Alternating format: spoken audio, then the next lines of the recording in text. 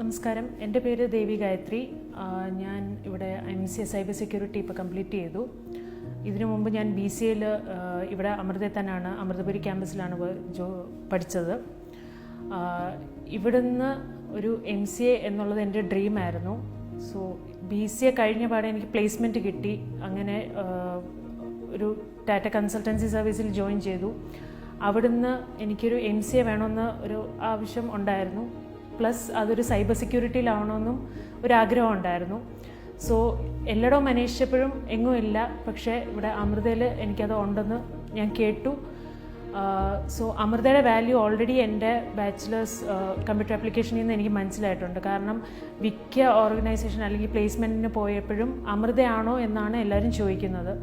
So ഈ അമൃതയിൽ നിന്ന് തന്നെ ഒരു സൈബർ സെക്യൂരിറ്റി വാസ് എന്താ പറയുക, ഒരു എക്സെപ്ഷണൽ പോലാണ്. അത് ഒരു അമൃതയിലെ സൈബർ സെക്യൂരിറ്റി എന്ന് പറഞ്ഞു കഴിഞ്ഞാൽ ഒരു ഗ്രേറ്റ് ഇമ്പോർട്ടൻസ് ഉള്ളതാണ്. സോ മോസ്റ്റ്ലി വുമൻസ് ഒന്നും ഈ സൈബർ സെക്യൂരിറ്റി ഏരിയയിലോട്ട് ഇറങ്ങാറില്ല. അതാണ് ഒരു മെയിൻ അട്രാക്ഷൻ. ആൻഡ് ഒരു സെക്യൂരിറ്റി അനലിസ്റ്റ് എന്ന രീതിയിൽ ഒരു പ്ലേസ്മെൻറ്റ് കിട്ടണം, അല്ലെങ്കിൽ എവിടെയെങ്കിലും വർക്ക് ചെയ്യണം എന്നുള്ളൊരു വലിയ ആഗ്രഹം ഉണ്ടായിരുന്നു.